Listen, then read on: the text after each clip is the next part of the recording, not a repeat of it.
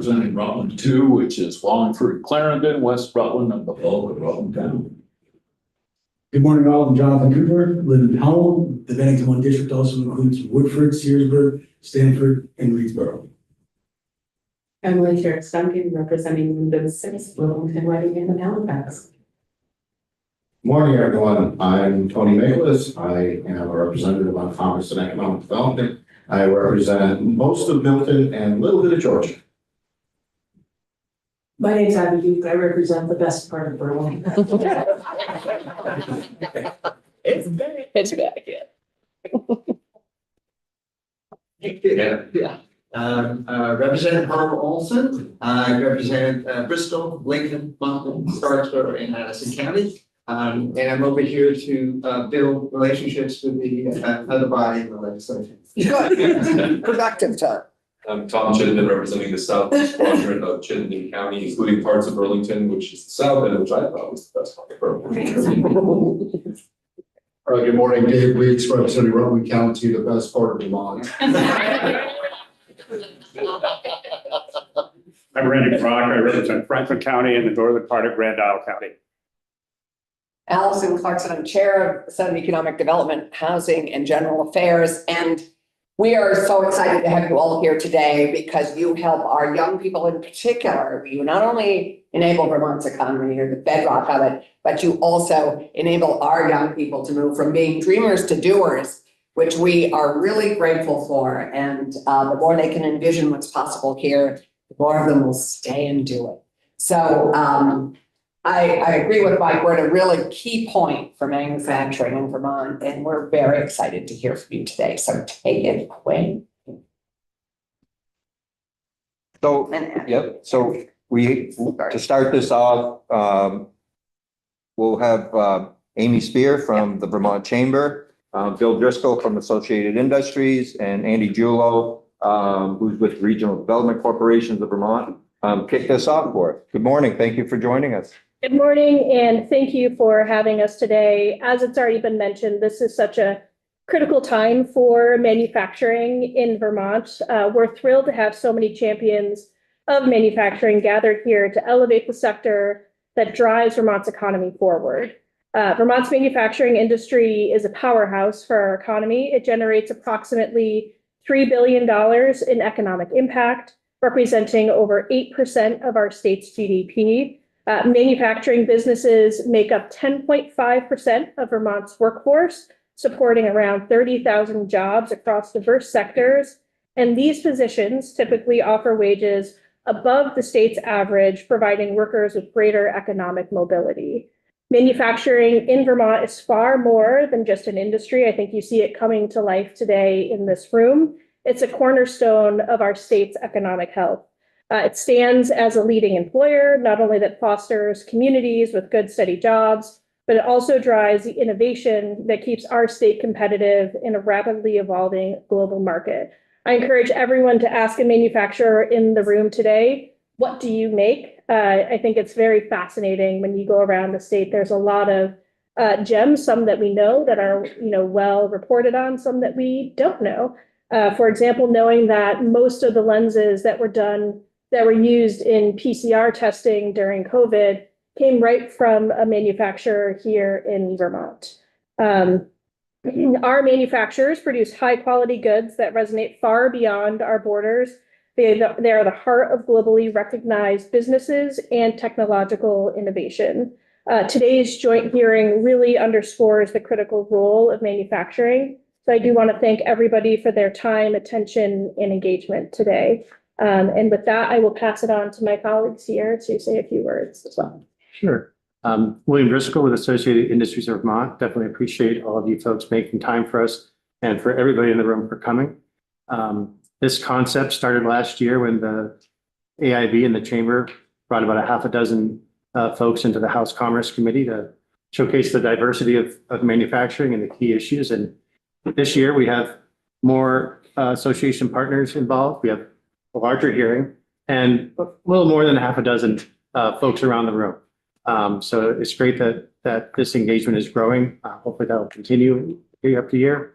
This is the kind of opportunity for not only to showcase the diversity of and vibrancy of manufacturing in Vermont, but in this building, when you see myself or Megan or Amy or Andy from associations representing these folks, it's important to get a reminder like today that there are real people, real companies behind us that we're engaging with you on behalf of. And it's a great opportunity for you to hear from them and engage with them directly today. So very much appreciate it. Look forward to more of this to come in the future. Andy Julo, President of the Regional Development Corporations of Vermont. Bill and Amy said it very well. We're very grateful to be here. We have several of the regional, your local regional development corporation directors here today. So we hope you get an opportunity to connect with them. We're very proud of the manufacturing that we have here in the state of Vermont. Thank the senators, thank the representatives for your time, and thank the manufacturers for being here. I understand it is a Wednesday morning and it's a sacrifice to step away from your business and be here. But we're really glad that you are, and we look forward to hearing your testimony. Thank you. Great. Thanks a lot.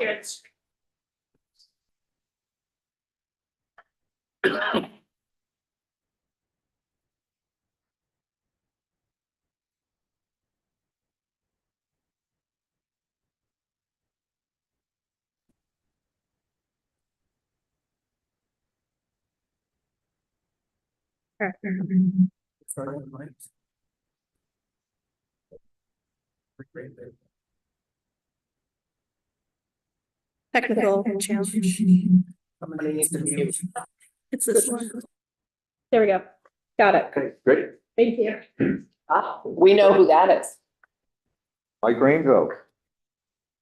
Good morning. Thank you for joining us this morning.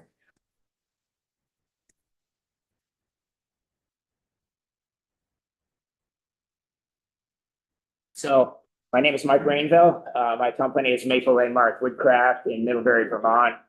We make a wide variety of wood products. A lot of people know us for the name trains. You see Charlie there up on the screen, but we do a lot of other things with our technologies and a lot of custom work for other companies around the country. So we're pretty involved in a lot of different things in the industry in Vermont.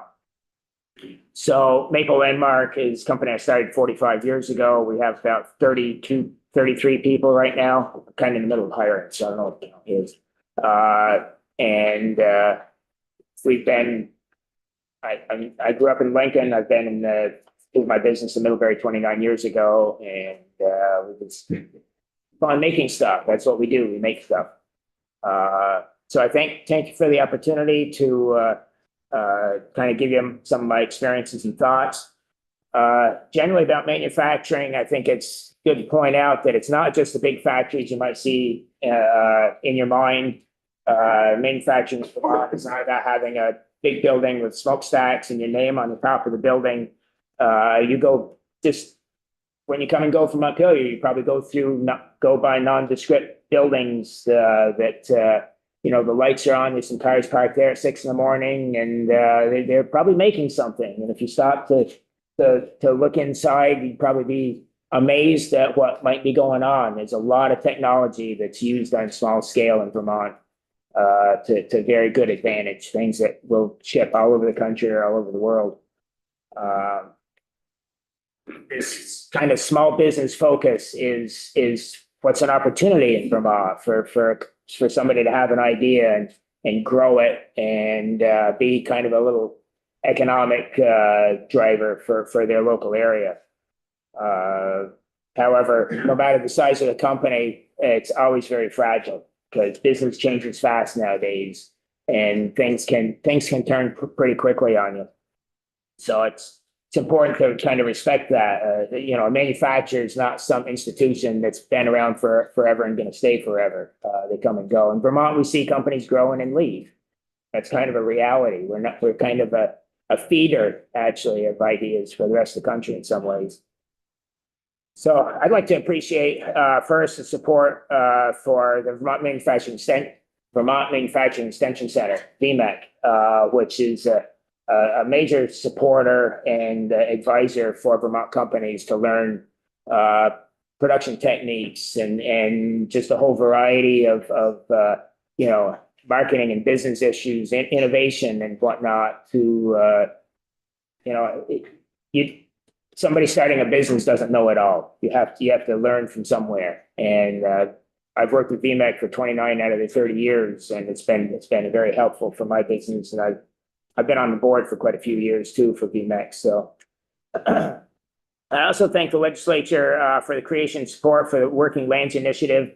This goes back over a dozen years or so, but it's not that Maple Landmark has been a major beneficiary, but I was on the board early on and I got to see how the process works. And my company focuses on the use of Vermont sourced lumber. The Vermont supply chain is very important to me. So support for the working landscape is important to me, that I can have the material I want. I don't want to have to buy lumber from Canada or Maine or Michigan or something like that. I like to get it from Ken Gagnon's mill down in Pittsburgh. Can't get it from Johnson's anymore. They've closed, and other mills have closed. So there's a lot of challenges to the forest products industry. Logging is challenging. It's expensive.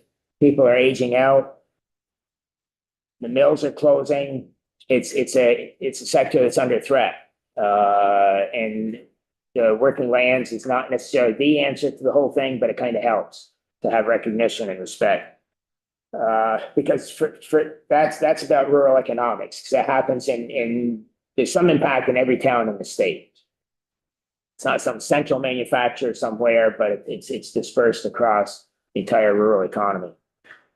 Tariffs are on everybody's mind today. I don't worry about them directly because I'm not buying lumber that crosses the border. But some of the mills that I talk to and deal with are, because that's part of their mix of business. And for the logging, the whole supply chain, it's part of what they put together for a structure of business to support them either selling logs north or bringing lumber down or whatever. So it is kind of an issue. But that's not necessarily on your guys' plate right now. I mean, you can have concern and might be having discussions about it, but it's coming down from federal.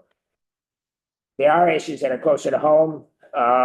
It's worth keeping in mind that manufacturers aren't like Main Street businesses that are just competing with others down the street or in the next town. We're competing against companies globally in other states. And it's becoming increasingly clear in me and my business that it's not just worrying about China, but it's worrying about competing against states that have a lower cost of doing business.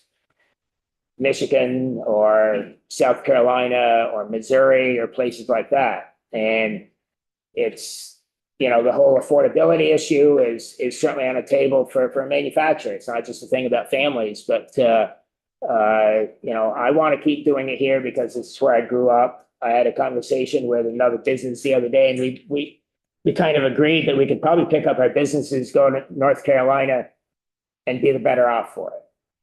But it's not what we do, and it's a little hard to swallow, a little hard to say, but it could very well be true. I don't know. I'm probably not going to risk that, but we have to be concerned about those things. I'm probably foolishly optimistic. Just this morning, I signed papers to purchase agreement for a company that's over in New Hampshire. And so we're going to be trying to move everything to Middlebury, and hopefully I can find a few people to hire. Probably end up having to poach some people that are already in the area working for somebody else, because people are not mobile anymore. You can't sell your house and you figure you're going to be able to buy another one. There's no mobility in the workforce. You kind of have to go with what's in your area. So, some of the affordability. In 2019, I sat before a legislative panel and said that the cost of our health insurance had surpassed what we spend on lumber. That's 2019. Now we spend 2.5 times of what we spend on lumber. We spend 2.5 times more on health insurance. It's just getting ridiculous. I feel we're not a wood shop anymore. We're just there to support the medical establishment. And that's not the fun part. There's a lot of talk about with changes in trade and things that, there's going to be potentially more manufacturing that comes back to domestically. And that may be true to some extent. That's difficult because the country is driven and fueled by Chinese prices. But even if it does happen, Vermont's not well positioned for that because we're in the far corner of the country. We're small. And we have a limited employee base. So that's probably not going to have a great impact on us. Legislators often ask me what we can do to help, what they can do to help. And, a lot of the issues are national. I just try to say, don't make it worse. Just try to understand that, we have to deal with all the issues out there of technology and culture and employees and all the stresses that are on today's society. But there are little peeves that I have, and I'll just bring up a few of them. Some years ago, there was the effort to regulate chemicals in kids' toys and children's products. And, some of us try to be inform as to how things work because we work with federal regulations. We know how it works to have, federal actually have an effective process. And Vermont was interested in putting words on paper, and that's what you have is a law that's words on paper, but it's not an effective program. And when we went to talk about that, we were accused of just not wanting to see toy safety. In fact, I was accused of wanting to continue to make unsafe toys. And nobody ever accused me of making unsafe toys, but that's what I got in a committee room. So, it's things like that that just kind of rub you the wrong way. And you don't know how many times I've told that story over and over because it just shook me to the core. And I didn't have the presence of mind. I was testifying by telephone, but I wasn't face to face. But I should have clapped back at that. I did. Sales tax law. You get to the end of the session and you want to raise a little extra money and you figure how you can pen some changes in the sales tax law. And you don't think about the thousands of companies that then have to retool their processes. And you think it's just, well, it's in software, so it doesn't really matter. Well, that's not the whole case. It's just, it ends up being a gotcha thing because we're obligated to learn that, to do it right. And if we don't, we're at penalty. And we're just your free tax collector for that stuff. To me, it's not right. Kind of a final point is, the disaster that is the unemployment computer system that was, uncovered certainly during COVID, and it's unmitigated. It's been 5 years now, and there's no interface to the employers. It's one bit improved from 5 years ago. It's an absolute mess. And I don't understand why there isn't somebody in the chain that hasn't done something better to actually make it work. I understand a computer may not work, but at least you can communicate with a communications process with the people who are collecting the tax for you. It's not there. So there's a couple pet peeves. I figured that was worth putting on the table. Just know that manufacturers are there every day. They're trying to hold it together, put it together, and make something good, hire people, and kind of show off the best of Vermont in many ways and export that to other parts of the country and the world. So, yeah, thanks. Thank you. Can I just say, your wooden letters are my favorite baby gift to give people. So you're like a rock star in my book. Well, we appreciate that. Yeah, all of us with kids. Thank you, Mike. Okay.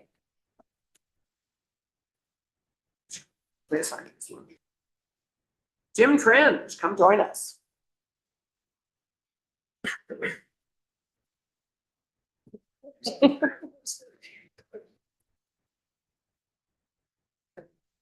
Morning. Morning. Thank you, Chair Marcotte, Chair Clarkson, and members of the committee for the opportunity to speak today. Thank you, Representative Cooper, for sponsoring Manufacturing Day. And thank you to the Vermont Chamber of Commerce for all your work putting it together. I'm Jim Tringe, Director of Plant Services with Agrimark, a cooperative owned by over 400 farm families across the Northeast, including 96 here in Vermont. Everyone knows us by our brand name, Cabot Creamery. I've been with the cooperative for 19 years and also serve on the board of the Central Vermont Economic Development Corporation. It's an honor to share our story and highlight the essential role that manufacturing plays in Vermont's economy and agricultural community.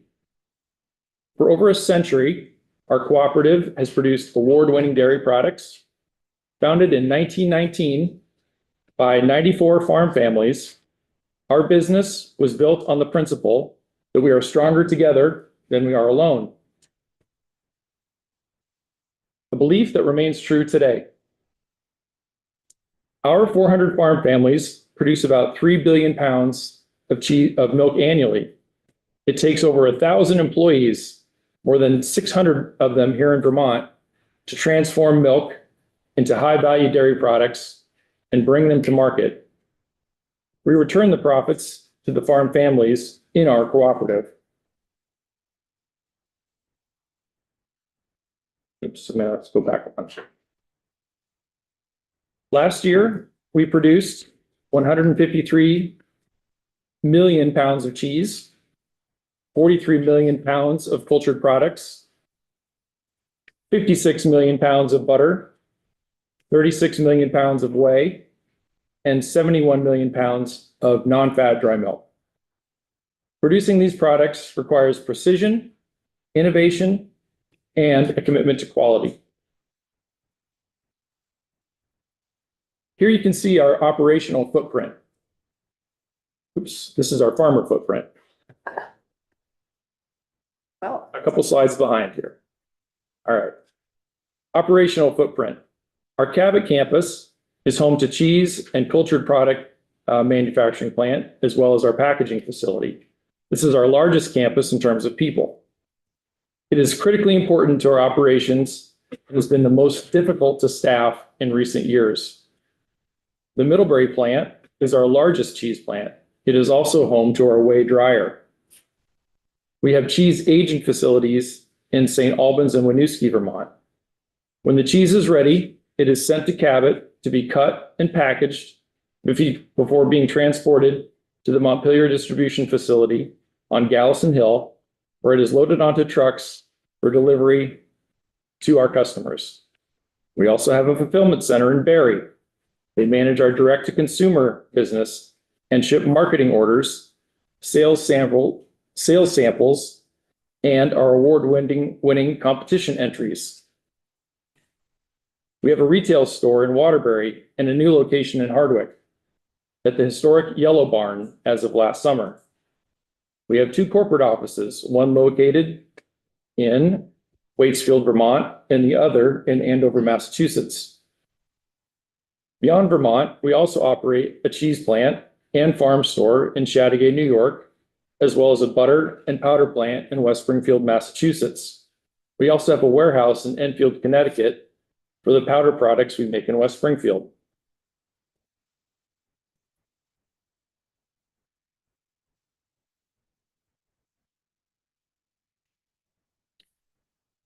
We're proud to be the world's first dairy cooperative certified as a B Corp, holding ourselves to the highest standards of social and environmental responsibility. We released our 2024 Purpose and Action Report, which highlights our sustainability efforts, including transition to a post-consumer recycled packaging and collaboration on a new digester in Middlebury. While we have many positive developments, I would like to share a few of the challenges we face. It should come as no surprise that labor is the most pressing issue of the past few years. The housing situation has exacerbated the challenges of attracting and retaining talent, and we appreciate your efforts to address this issue. Rising costs and uncertainty related to tariffs, global dairy markets, Healthcare, energy, and interest rates also place immense financial pressure on our business and our farm families. To address workforce challenges, we've made investments in staffing and workforce support. Since 2021, we've relied heavily on the H-2B visa program to address seasonal labor shortages in Cabot. We've partnered with local and national staffing agencies to fill labor gaps. We collaborated with Goddard College, the Greenway Institute, and Lamoille Valley Transportation to house and transport our H-2B and temporary employees. We have invested in our existing workforce by increasing wages, enhancing shift and weekend differentials, introducing a new communication platform, and partnering with United Way on their Working Bridges program. We continue to offer tuition reimbursement, 401k matching, and a company pension. We are partnering with Linden Institute to introduce their students to Lean and Six Sigma principles in a packaging plant and to develop a pipeline of future talent. In terms of operational enhancements, we have focused on automation with significant investments over the past 2 years to boost efficiency, enhance safety, and transition away from undesirable tasks. Support from the Northeast Dairy Business Innovation Center has been crucial, and we are very grateful for it. When people think of Cabot Creamery, they may think of the farms or the final product. It is essential to acknowledge the vital roles our plants and manufacturing team play in ensuring the success of the cooperative. The products we produce in Vermont are enjoyed nationwide, serving as a testament to the skill and dedication of our farmers and team. We have won every major award for taste, including World's Best Cheddar. Just last month, our products received 9 first-place finishes in the U.S. Cheese Championships. Manufacturing Day serves as a reminder of the industry's importance to Vermont's economy and identity. We are proud to stand alongside other manufacturers who drive innovation, support local communities, and create opportunities for the next generation. On behalf of Agrimark and Cabot Creamery, I would like to express my sincere gratitude for your time and continued support of Vermont's agriculture, tourism, and manufacturing industries. I look forward to your questions and continuing this conversation. Thank you. Darren. I think what we probably will do is hear from everyone. We have time in the end. If there's questions that committee members have specifically for any of our presenters, we'll use that time for questions. So, Jim, thank you very much. Thank you for this too. It's very cute. Enjoy. Brian Kippen.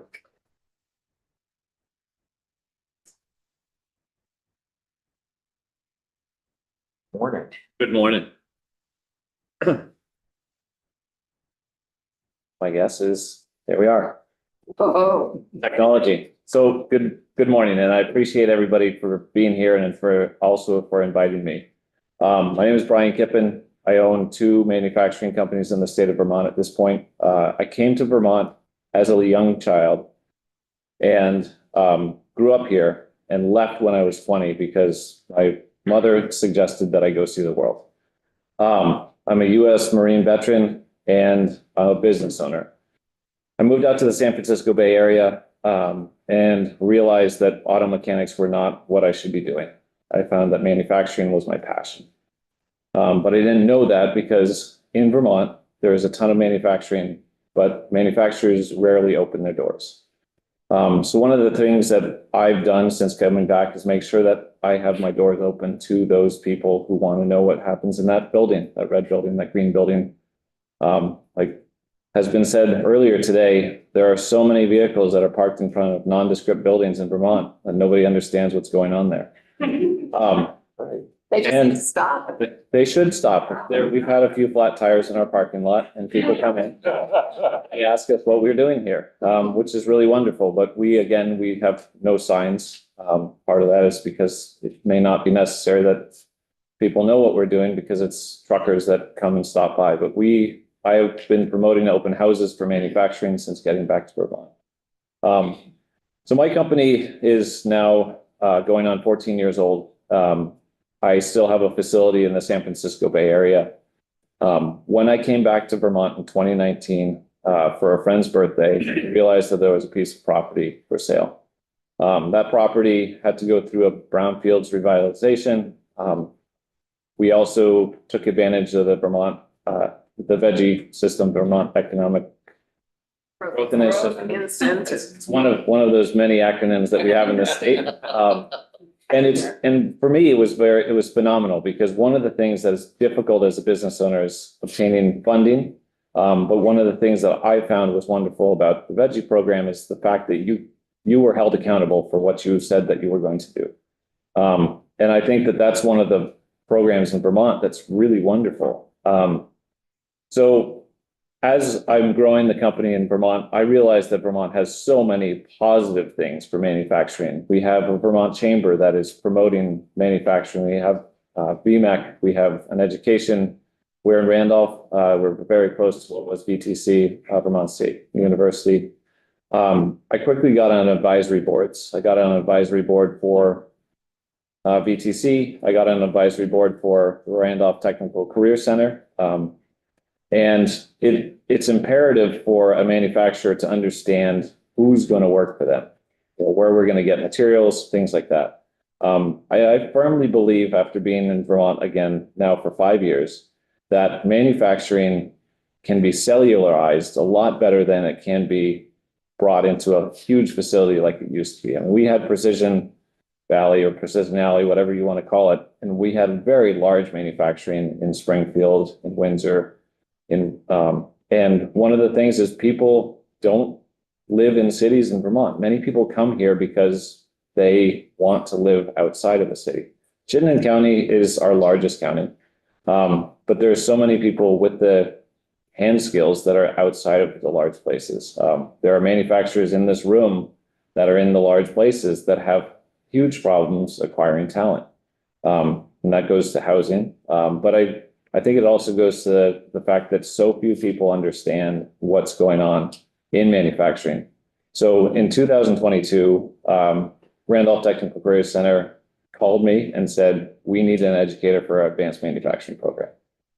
And I don't know if it was lack of sleep because I just had a son or whether or not it just spoke to me. I took that position. That position was for an advanced manufacturing instructor. When I got into the facility, the advanced manufacturing was antiquated. It's new equipment, but the most relevant piece of equipment that was in there was new, like the technology was new in the 1915. The Bridgeport mill, came out in the 1800s. And what happens is you cannot attract a young person into a highly technical industry with antiquated technology. I mean, imagine being an automotive mechanic shoeing horses. It's not going to work out so well. But what we're doing as an education system is we're going too far back into the historical portion of manufacturing because that's what the last time that was visited. World War II efforts said that if you could grind a sharp edge on a piece of equipment, then you could cut something and you had value.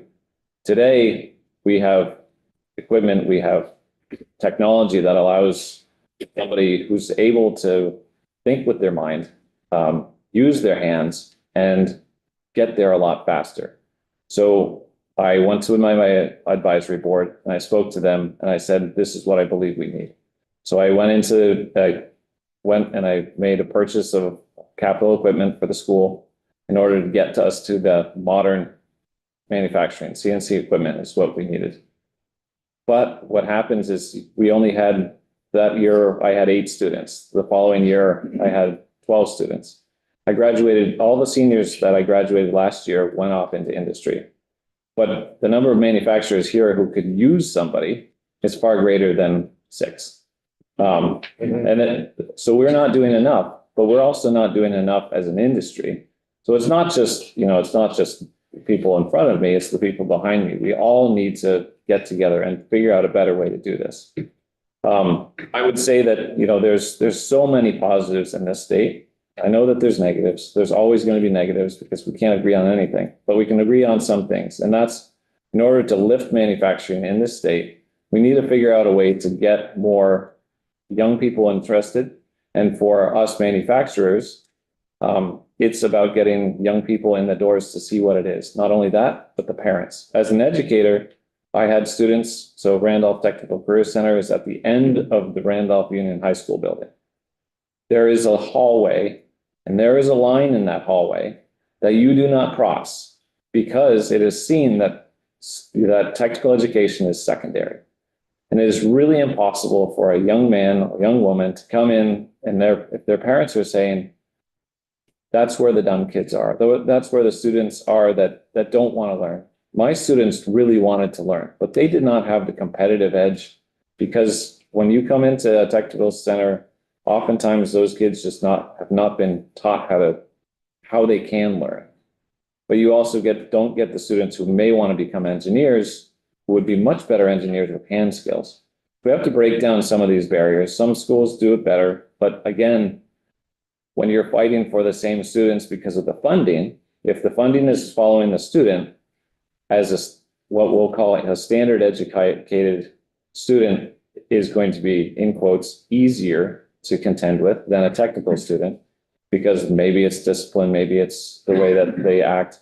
But if we can say that our technical careers are not just followed, if the funding comes secondarily from somewhere else, then it's not just the student that's funding the program. Because you're disincentivized to send your $18,000, essentially, it's a financial thing, to a tech center.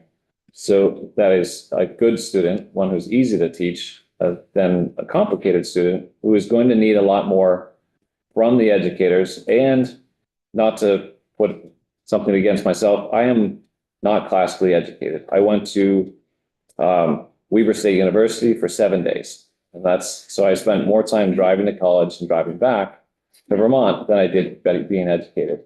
That does not mean that I am not smart, but as an educator, I cannot get into any higher education than high school technical career because Vermont has a wonderful program that it would allow me to take classes and become a certified educator.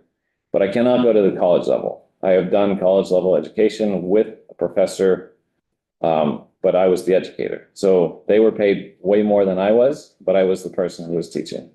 And we have to figure out a way that we can get people from industry to be paid well in order to get more people into industry. And so I would suggest that we find out a better way to get more people into industry by taking the education and encouraging the education to happen. I will say also, in November of this year, or last year, I took over Heb Manufacturing. Heb Manufacturing is a manufacturing company that's been in Chelsea, Vermont since 1957. The owners of the company had one of my students as a co-op student, and I found out that they were selling the company. So through that, the discussions with the previous owners of Heb Manufacturing, we came to an understanding of what they wanted to do. They wanted to continue the legacy of their company.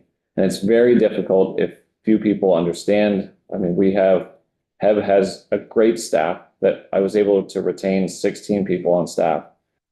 7 of those individuals have been at that company for over 40 years.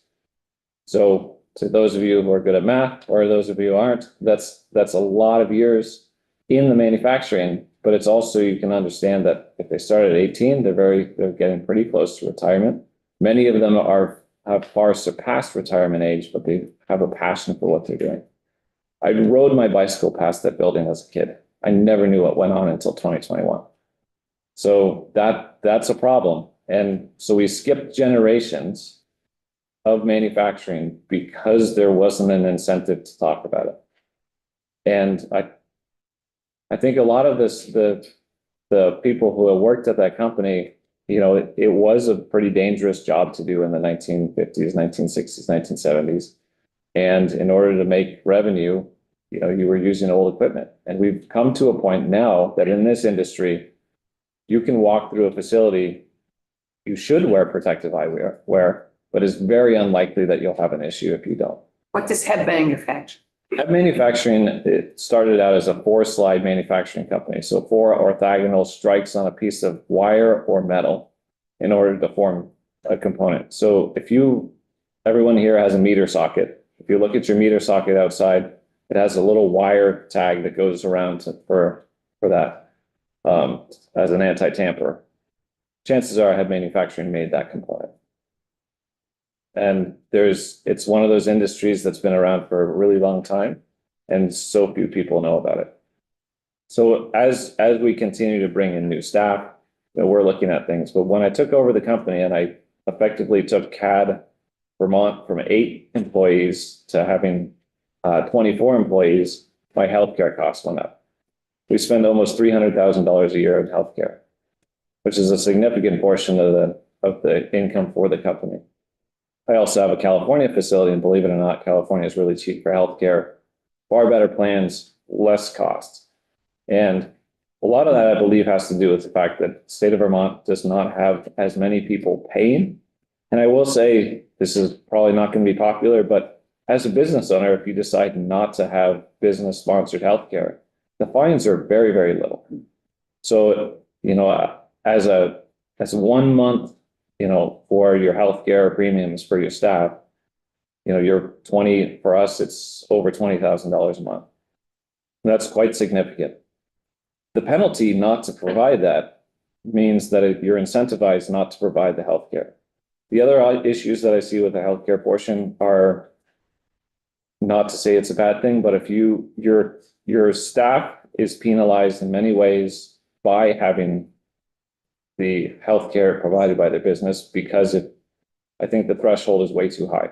I think once you're under $150,000 a year, you can get a subsidy for your healthcare, and it makes it a lot cheaper if your business does not provide healthcare for your staff. If you don't 100% pay, your staff is actually going to take home less money by paying into their healthcare. And I think that's horrible for your staff to be able to see, if I work for this company and I take their healthcare, my take home is going to be significantly less. And I think it's much better for the businesses, much better for the state of Vermont to be able to work with this. I mean, we now know that Blue Cross Blue Shield went up 18% last year, and there's rumors of possibly filing for bankruptcy, which means that system is broken. So if we're left with one insurer in the state of Vermont, we're going to have to come up with a really, really different solution for that. So state of Vermont's absolutely phenomenal. The things that are really expensive here as a small business owner are things that do make it really complicated to go, not to decide that you want to go to a different state. But I tell you what, I can hire 10 employees in the state of Vermont for every one I can hire in the San Francisco Bay Area. And it's because here in the state of Vermont, we have this can-do attitude, and we have an understanding of what to do with our hands. And that I tell you is far greater than anything else you can provide in manufacturing. So in closing, I want to again thank the committee here. I want to thank the state for providing the things that the state does, the support, the connections. I mean, my company could not exist, or it could not have grown as quickly as it did without the connections. So Vermont Chamber has introduced me to a lot of customers for us, a lot of support systems. And, the state in general is just a really good state to work with. So thank you for your time. Thank you, Brian. Yeah. Thank you for your service. Thank you. Elizabeth Dunn.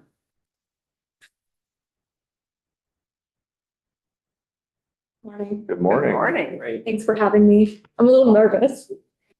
Don't be nervous. Thanks for cheese. Just focus. So good morning. My name is Elizabeth Dunn. I have the privilege of serving as the in-house manufacturing director for USA Brands. It is an honor to be here today as we celebrate the incredible dedication, skill, and hard work of our outstanding manufacturing teams. I'm thrilled to share this special moment with you and to represent the heart and soul of what makes our brand so special. USA Brands proudly encompasses 4 distinct companies: Vermont Teddy Bear, the Vermont Flannel Company, Gusset Diamond Jeans, and All American Clothing.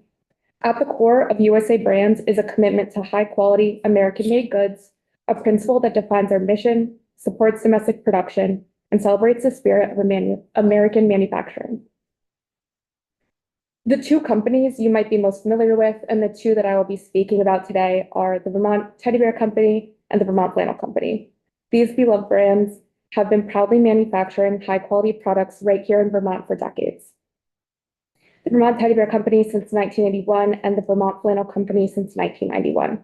Their longstanding commitment to craftsmanship and locally made goods has made them cherished names both in our community and beyond. Here in Vermont, we proudly operate 3 manufacturing facilities, each playing a vital role in bringing our products to life. Our East Barre and Johnson locations are dedicated to the art of producing our signature flannel products. Meanwhile, in Shelburne, we have the iconic Vermont Teddy Bear Factory, where skilled artisans bring teddy bears and other plush animals to life with care and precision. Together, these teams embody the spirit of quality, dedication, and American craftsmanship. Pictured here are just some of my fabulous coworkers and the great folks that make up our manufacturing teams. From teddy bear to flannel, all of the products that our teams create require a great skill of industrial sewing. The journey of crafting Vermont flannel products begins at the cutting table, where precision is the foundation for every piece we create. Long rolls of fabric are laid out, and our cutters, Mark and Dan, hand cut each and every piece. From there, our talented sewing team takes over, expertly matching patterns, which is very difficult when you have a bunch of lines on a piece of flannel, and stitching each garment. Using a combination of industrial single needle sewing machines, sergers, and buttonhole machines, they sew these cut pieces into durable apparel pieces. Similarly, the production of our Vermont classic teddy bears begin at the cutting table, though with a different approach. Instead of hand cutting, we use steel dies to cut our medium and long pile fabrics with absolute accuracy. Our skilled stitching team then sew each bear's arms, legs, heads, and bellies separately before using a turning machine to flip the fabric right side up. This assembly process does require great care. Each bear is pieced together using plastic joints before moving to the stuffing room.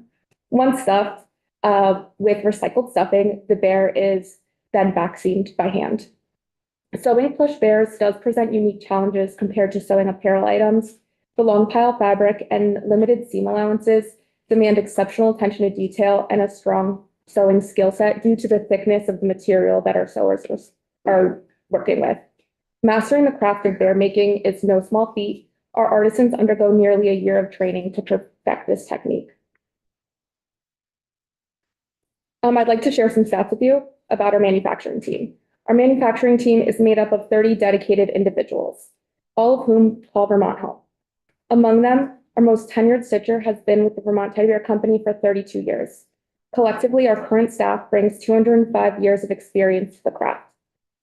Over the past 5 years, this team has produced 760,000 sellable units. Each unit needs to be cut and sewed with care and attention to detail. These numbers speak not just to their productivity, but to their deep commitment in keeping Vermont sewing manufacturing alive. Throughout this presentation, you may have noticed that I've been referring to our production team as the in-house manufacturing team. That's because we're currently facing challenges in expanding our team, which has led us to outsource some of our Vermont flannel production to other states and to other companies. While we're actively working on growing our in-state manufacturing team, we need these additional resources to support the company's growth goals. Several factors have made expanding our Vermont manufacturing team difficult. The high cost of living, an aging workforce, and the challenge of finding skilled workers have all played a role. Sewing is largely a self-taught skill, and with limited formal training resources available, we often hire for attitude rather than aptitude and need to provide on-the-job training. One particularly unique challenge to the sewing industry is the lack of industrial sewing machine maintenance techs in New England. In fact, there is only one, and he is about to retire. So a little nervous about that. This highlights just one of the many obstacles we navigate as we work to sustain and grow domestic manufacturing operations here in Vermont. I do want to thank you for allowing me to speak with you today and for your support of our manufacturing teams. As we continue to grow, we, USA Brands and myself, remain committed to strengthening our in-house production and add to the Vermont workforce. I appreciate the opportunity to share these insights with you, and I look forward to working together to ensure a strong future for our manufacturing team. Thank you. Alberto Aguilar.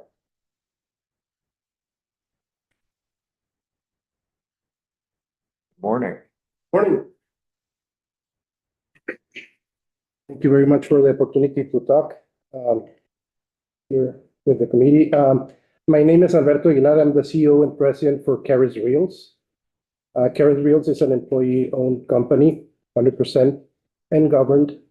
And we make reels and spools for the wire and cable industry and for other linear products like rope, chain, but mainly it's wire and cable.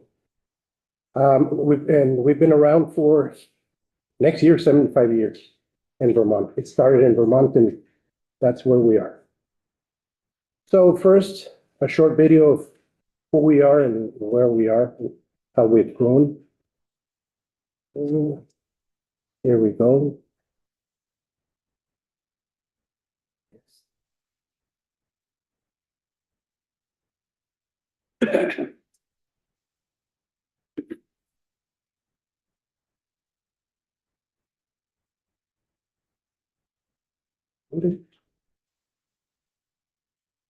Guess it's a little bit slow, so we are.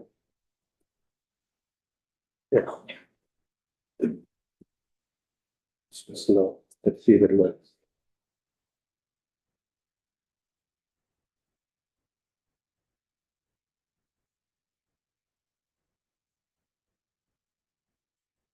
Give you a little team support.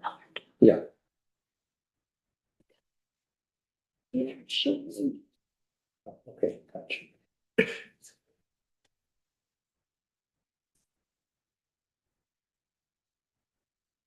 Thank you for your patience. Also. Well, that's all.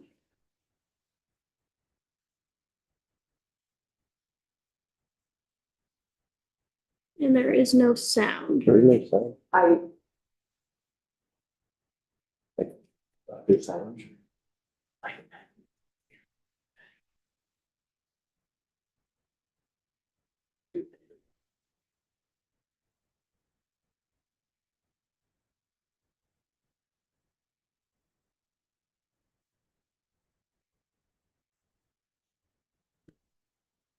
Not sure how we can get the sounds. Okay, so we'll skip that part. Send me the Zoom link. I think Otherwise it'll ever have it. Okay.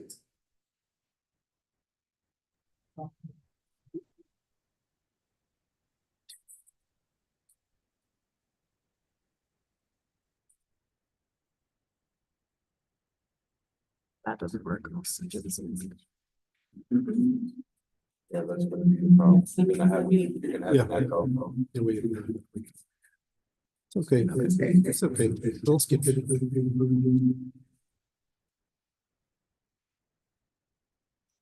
Well, in summary of that, let me just, how do I mute?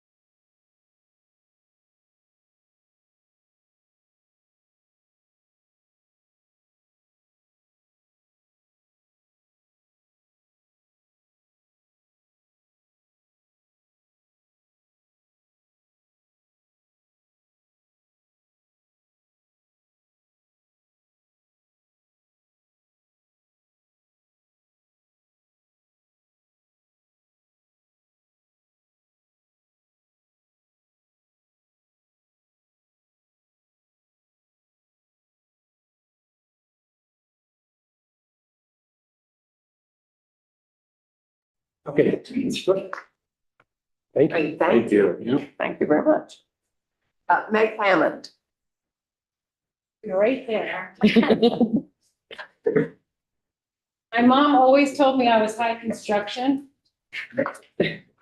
Ooh, but different than high maintenance, so here we go.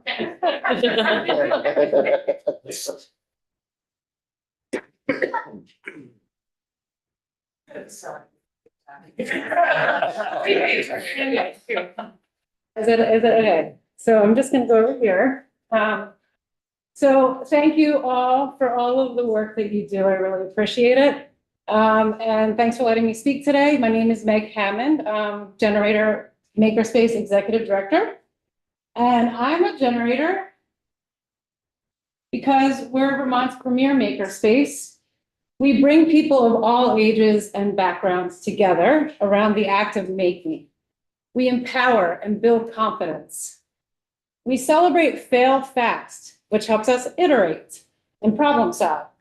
We cultivate civic engagement, something we need today. We encourage lifelong learning with a do-it-yourself together ethos. I'm here because Generator is inherently hopeful, which is also something we need today. For those of you who don't know Generator, we are a 13,000 square foot makerspace with wood shops, metal shop, jewelry shop. We do have industrial sewing machines, CNC machines, welding, electronics lab, rapid prototyping, jewelry, and a dedicated youth STEAM classroom.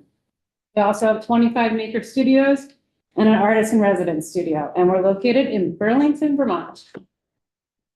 Membership is the foundation of our community.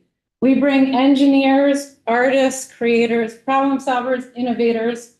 We bring college students. We have UVM, Champlain College, Middlebury, CCV students that come in and have membership at Generator. We have, all sorts of people, entertainers even. And yet everything we do relies on our programs. This is the North Star of Generator's programming. And when we're developing our programs, we're thinking about boosting our creative economy. We create workforce development programs, but more, we're interested in creating an inspired work culture, workforce inspiration, and we enhance STEAM education around the state. Generator currently is working in 11 out of 14 of the counties in Vermont. We do a lot. It all fits together. All of it is generative, and all of it is geared to that North Star. We have Jumpstart, our early entrepreneur boot camp, which is for product-based businesses, manufacturers, artists in residence program. These are free programs that we provide membership and tool training. Any of our free programs always come with that because it's about empowerment. We have youth design labs that we work with schools and other organizations. We have after school and maker camps. We have public workshops and tool trainings. We have a BIPOC scholarship program that runs as a cohort. We have our Maker School program, which goes around the state. We have 6 schools around the state where we are building out a makerspace in the school and teaching the educators how to teach with our tech tools. And if any of you were in Generator a couple weekends ago, we had our first Young Entrepreneurs Fair. If you look at my earrings, I bought these from a 10-year-old maker, Delilah Designs. They're pretty great. She's a very prolific maker. And we always have something new on the horizon. So I have 3 out of the 4 of these I want to just touch on. We have our industrial skills program, and it's an up-and-coming workforce development program. This is for ages 18 to 35. The participant chooses one of 3 tracks: wood, metal, or electronics. They come together as a cohort. And while we're in the process of funding, if you can imagine being a manufacturer that doesn't sell a product and having people that are amateur on the tools used, the operation is expensive. Anyway, we are in the process of raising money for this program. And VEEP, Vermont Energy Education Program, came to us with a problem. They do amazing education around the state about energy. And this is one of their generators. It is a see-through generator, so the students can understand. This is not wired up at the moment. but they can understand wind, and they can understand electricity. So they've had this made by craftspeople in central Vermont who have since retired. And so now they need a generator. So our industrial skills program that has not launched yet, 18 to 35-year-olds are going to come together as a cohort, redesign this and figure out how to fabricate it and then how to manufacture it with a little bit more of a lean process. Also, this voltmeter used to come from China. It's no longer on the market. Plus, we are always thinking about the tariffs and the material costs that we're going to have issues with it as we get on the pike here. So we're going to turn fabrication, local fabrication, into education.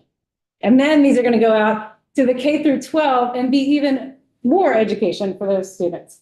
The next program is Generator. This is coming to us in 2026. This is in partnership with LaunchVT. It is an accelerator program for anyone that has a product in the GAN tech space. So we're also partnering with the VGAN Tech Hub.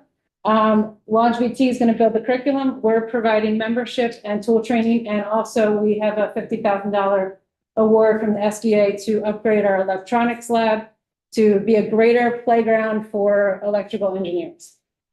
The last one I want to tell you about is the Vermont Makerspace Accelerator. This is just an idea currently. Everything has its exploration phase. But to be a skilled Vermont, we've been thinking about, we are 10 years old. We have gone through a lot of processes around how to be a member-based organization, how to train your members to do things like share food in the refrigerator, which is quite hard. But you can imagine, take that, and here you are using CNC routers and dangerous tools, and we have to have safety. And we want to build a place where everyone belongs and feels encouraged and inspired by the people around them. So what if we shared our skills throughout the state and helped all the smaller and the same size, like the Mint and Rutland? We become a stronger makerspace ecosystem and build smaller ecosystems on the local level for STEM education, boosting the local economy, and helping with workforce development. So I just wanted to give you a picture of Generator's ecosystem.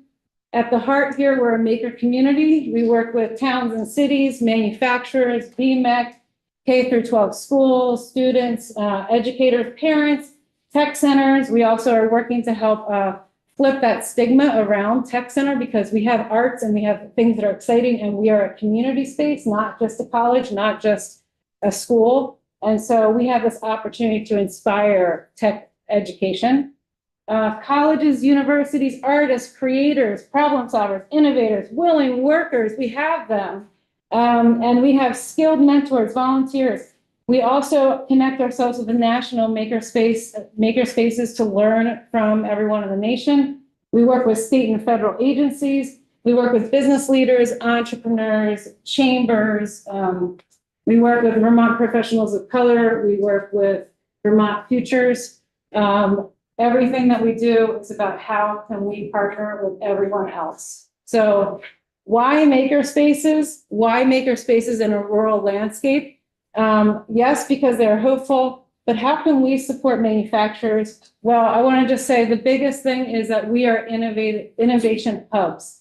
So we can bring people together with a variety of different skills. We provide workforce development, early and robust STEAM and STEM education, and just engagement level. When you tour someone around Generator, their eyeballs pop out of their head, whether they're 9 or 99, the place is exciting. We provide prototyping and R&D for small businesses, for startups. That's a challenging thing to get to. We're an entrepreneurial training ground, a business incubator, if you will. We have local production and customization. So we do make a few things for local manufacturers here in the state to help them with their products. But we build swag for people, but we also, during COVID, made the face shields for the entire state of Vermont. And we got our space up running fast. We shut down 5 days before anyone else shut down. And we went and moved because we had rapid prototyping tools. And we had the ability to borrow 3D printers from 20 people throughout Vermont, and people came together. We had a network. We also are creative, nimble, and resilient, as I just mentioned. But most importantly, Generator and other maker spaces connect. We connect the dots that need to be connected to help all of you thrive. We connect schools with manufacturers, and we connect industry with community. So that's all I have to say. I thank all of you for all of your work. If you can do anything to help us build out maker spaces, I think it'll bring people to Vermont. I think it'll make Vermonters happier. I think it'll help us build houses faster and learn skills and be a smart, technically savvy, do-it-yourself together state. So thank you. Thank you. Meg, I want the link for the earrings, and I think my chair would like to find some of your slides and put them in our committee room. We would love to have. Yes, I'm on tour with this. Yes. And your mother would be so proud. Or is so proud. Okay. Thank you. Diane Abruzzini. Good morning. Good morning. That's for you,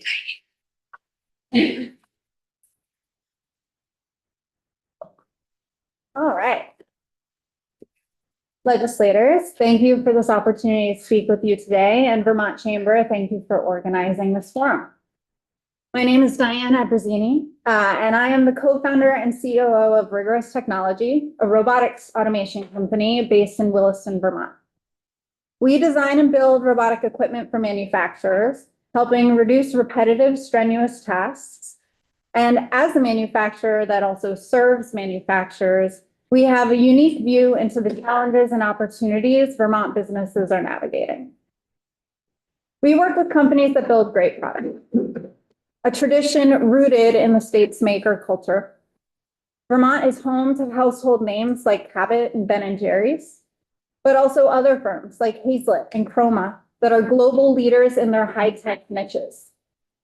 Many are national role models in sustainability and employee ownership, sharing best practices through organizations like VBSR and as leaders in the B Corp and ESOP movements nationwide.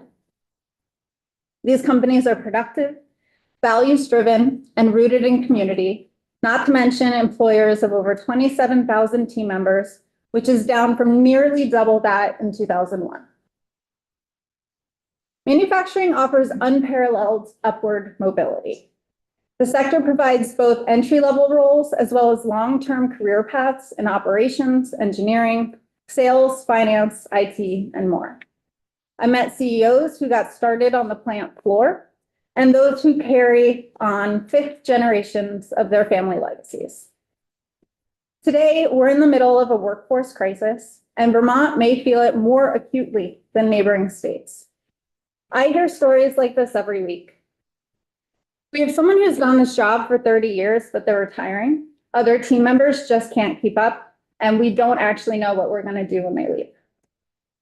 Or the cost of local housing is so high, it's impossible for us to hire at entry-level wages. We're considering chartering a bus from other communities. According to Deloitte, the US is projected to have more than 2 million unfilled manufacturing jobs by 2030 nationwide. With Vermont's aging population and housing crisis, we are particularly vulnerable to being even further left behind. There is momentum towards reshoring manufacturing back to the US, and Vermont has a real opportunity to be a part of that. To do so, we must address the structural challenges that make doing business here difficult, while building on the collaborative strengths that make Vermont a supportive place to grow. Technology can be a bridge. Robotics and the Internet of Things help manufacturers do more with fewer people. They reduce injuries, improve retention, and make the work more attractive for younger generations. But technology alone will not solve the workforce challenge. And even for companies ready to invest in it, Vermont's infrastructure can create additional barriers. Wallet Hub's 2025 State Innovation Ranking show Vermont ranks 21st out of 50 in human capital, meaning we have an average education in terms of technical adeptness in our workforce. But our innovation environment, which reflects R&D spending, STEM business density, net migration, and infrastructure ranks just 44th out of 50. This should be a wake-up call. We're already at a disadvantage with workforce, and modern manufacturing depends on connectivity, technical partnerships, and strong public-private collaboration. We need to invest in infrastructure that helps manufacturers modernize and expand. One challenge that I face directly is industrial space. In 2021, when we started looking for a home for Rigorous, we were shocked that industrial vacancy rates in Chittenden County were even lower than the residential market, hovering around 1%.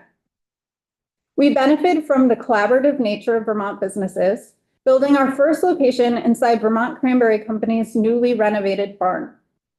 But after working with brokers and agents and coming up short on finding a long-term home, we resorted to cold calling property owners to see if any of them were looking to sell. That's what worked for us. Beyond space, manufacturers face higher energy costs, slow or unreliable internet in rural areas, lack of public transportation, and expansion delays from restrictive zoning and permitting processes. These obstacles hit growing companies the hardest. We've seen Vermont manufacturers move operations out of state once they reach scale, drawn by better infrastructure and financial incentives. At Rigorous, we are committed to building in Vermont. We believe this is a great place to do meaningful work, and we pay a premium to do so. I encourage you to value the impact that manufacturing companies have on Vermont's economy, identity, and community, and to consider policies or incentives to help Vermont companies stay, grow, and thrive here. Thank you for your time and interest in Vermont's manufacturing future. And when it comes time, I look forward to your questions. Thank you. There. Yeah. We have about 7 minutes left. We can take a couple of questions. So committee members, any questions? Any of our presenters this morning? Dave? This one's primarily based off of something Mr. Rainville said, so that directed primarily at him, but if any of you others also have an opinion, I would love to hear that. You mentioned that there was a lack of workforce mobility. Now, I certainly have my take on that, but I'm wondering if you have any feelings or data that show why that might be the case here in Vermont right now.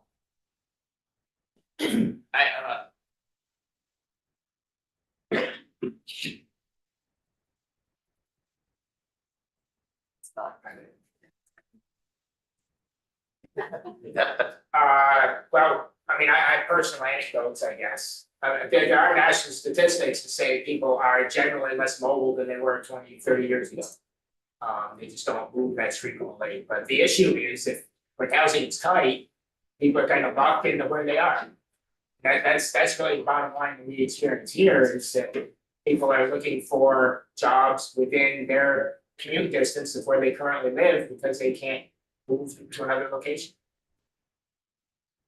Thomas. I'll go. If I could ask, maybe targeted to Diane, last speaker, I'm really trying to foster the notion of Vermont being the Silicon Forest. They've got the valley out west. We could be the forest out here. So I love hearing about robotics companies growing in Vermont. You commented on the struggles of growing in Chittenden County, which I represent, and I love seeing growth in Chittenden County. But when you looked at Vermont, what would it take for other areas, the Rutland area, up in the Northeast Kingdom? What do you think you need to see to grow into those spaces? If you put a state like Michigan or Georgia and you look around, there are entire companies that are dedicated just to technical services for industrial sewing machines or powder coating equipment for use in automation. And here we just don't really have an ecosystem that supports advanced manufacturing. So there are infrastructure changes that we'd recommend, especially getting internet to some of those other areas. If they can't connect to the internet reliably, they can't take advantage of a lot of the cloud-based tools that drive efficiency. And really transportation, getting goods in and out of these less populated areas, but also having public transportation to bring a workforce to those areas as well. Thank you for saying transportation. Yes. it's a key challenge for Rutland, for example. We heard earlier about that. For Mr. Kippen, if he's still here, there was some discussion about the Veggie Award. Yes. Yes. And one of the things that I thought was, that I was struck by was the commentary about the accountability that's baked into the program. And I would love to hear a little bit more about how your experience with that was. And really as that program was, as you're going through that program over those years, did you find that, how did that shape to any extent the decisions that you were making, or did you have those targets at the front of mind frequently, or how did that unfold for you? So as a small business owner, your targets are pretty much determined by what your appetite is. So when you come into a new facility with an unknown, I mean, we came in COVID, that was their celebration. Welcome to Vermont, here's COVID. Not on small. When we laid out what our plan was for capital investment in manufacturing is really easy if you have the money. Like, you can spend all the money you want. But the accountability on hiring and job retention, those are the things that, in my belief, are the best thing that Veggie does. You can't just come into a state like Vermont and just, say, oh, we're gonna be a big company here, give us the money and we'll show you. And then, there's ways around it. Other states have had issues with having companies come in, they reduce the labor, the hours, so it's not a full-time employee, so they still have the numbers, so they get the incentives. But Vermont makes, every year you fill out documentation, and it's not an easy process, it's arduous, but again, Vermont has the people that will walk you through it when you're stuck, and you say, this doesn't make sense, you call somebody, this is human, and they say, this is what you have, these are the, you traded this staff member for that staff member, this person is still there. So at the end of the day, you're accountable and you're rewarded. Your reward or award is given to you not at the beginning. It's every year you have to fill in the documentation.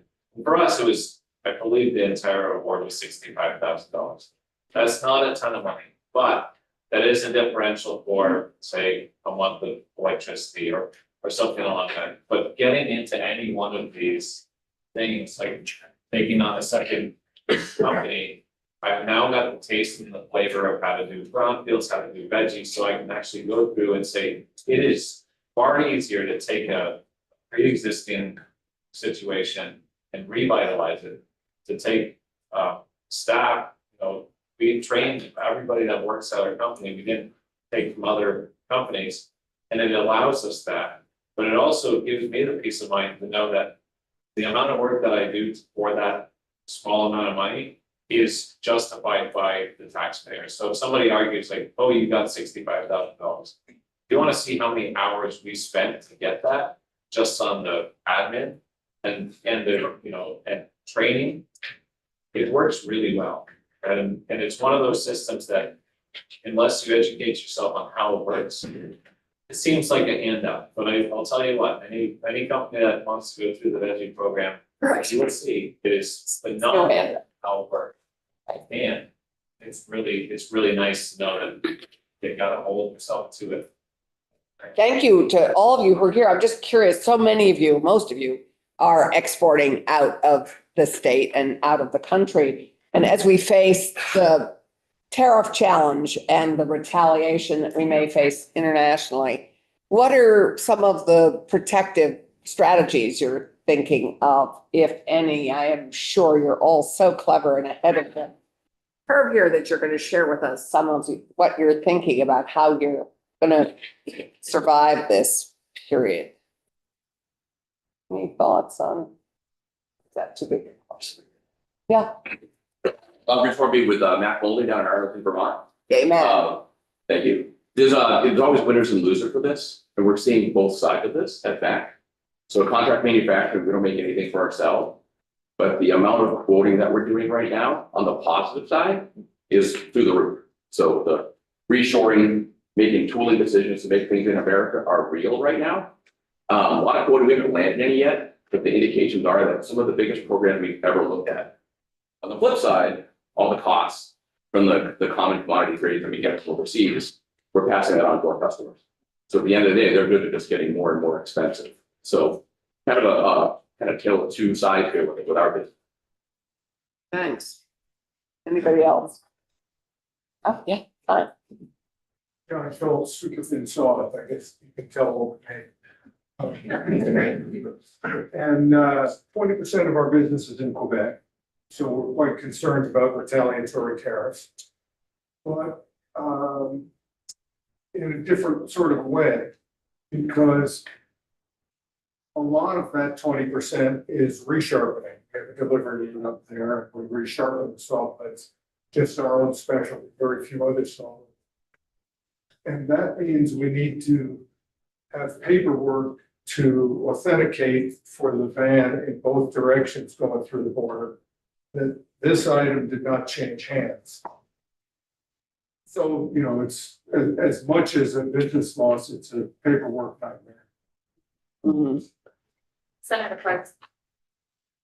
I just see some young people here, and I don't want to put you on the spot, but maybe you could say if hearing this excites you and what we can do to help you get into manufacturing and the trades, if that's the direction you want, or how we can help you in your direction. So really stand up and introduce yourself. I like manufacturing. It's just I have passion for it. It's just what I want to go into really. It's just something learn really. What do you know what you Yeah. want to do? I really want to. It's either fabrication.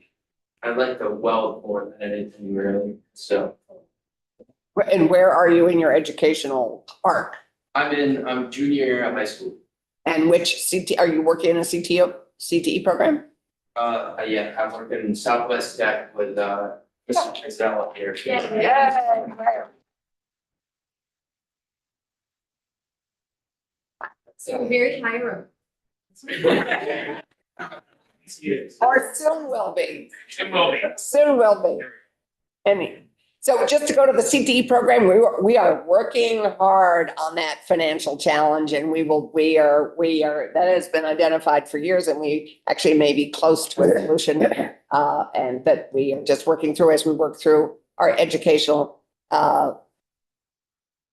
challenges this year. So it's a piece of the equation. In the forest products industry, absolutely, we are looking at how do we bring some of those sawmills back online right now. That I think is one of the barriers we need to figure out if we're going to survive the next 3 years, if everything goes into play as it is. So thank you for raising the forest products industry as a huge area that we could focus on and need to continue to. Senator Clark, yeah, just have Emily. Yeah, Emily. Quick question. I think you brought up two people brought up administration. And I'm curious about if anybody's dealing with kind of like accelerated admin challenges or anything that we can do when we're crafting bills to be mindful of the admin burden for you all. Right.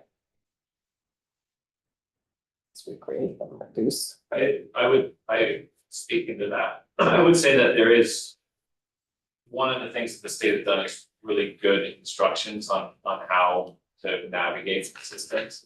I think that I know what I'm not good at, so I hire those people. And I think really what it is there are certain things that could be good if there was some education that was given to a VMAC or something like that, and how to help navigate that. VMAC does a really good job of helping coordinate. But they get stretched really quickly because there's a lot of manufacturers in the state, and some of these programs change a lot. So I would just say having a little bit better instructions, or maybe I worked a lot with GM EDC when I came to the state of Vermont, and there's an individual who was working there at that point who just basically shoved me in front of everybody. But these are the people to meet. So those, I would say that giving the information to those individuals or those corporations or what have you, and then kind of having on the website for the programs of who your specs are. And I think that, the administrative labor is pretty high when you're trying to navigate something that may just be paying that person's salary for a year. I do great, I understand. So thank you, everyone, again, for all that you do. I will say that we have some really talented and amazing manufacturers in the state. And I think what's been said, Brian, you said it, sometimes we don't even know where they are. From time to time, I'm able to, and Chair is able to bring our committees out on field trips. And we love to go and visit our businesses throughout the state. And every time that I've gone out, I'm just amazed at what we do here in Vermont. Yeah. So we're really proud of what you do. Yeah. Of how you focus on Vermont and how you are employing our Vermonters in good paying jobs. Career technical education has always been something that we've been pushing for a long time. Our opportunity is now with the issues that we're having with our educational system has really focused more on CTE than it ever has, and the real need of making sure that our students have the opportunity to either go to college or go to the career center or go to both. I think that's our goal of what we're trying to do. So again, thank you all for coming today. We certainly heard a lot that we probably could have had 5 or 6 more committees here to listen to some of the issues that you're having. And I don't know that we can find a room big enough because we might outnumber you. But we certainly will take some of the things that you have said back to our other committees of jurisdiction too. Thank you. And to build on today, please invite your local legislators to come open those doors and encourage our curiosity. I mean, I think that all of us would love to go. I mean, I need to get to Mac Molding. There are so many manufacturers in our districts that we don't necessarily know about, and all of us would like to be invited to come and on a weekend or on a Monday when we're in session, and then anytime after we're out of session. But please invite us in. We'd love to come and see what you do. Thank you so much. This was just terrific.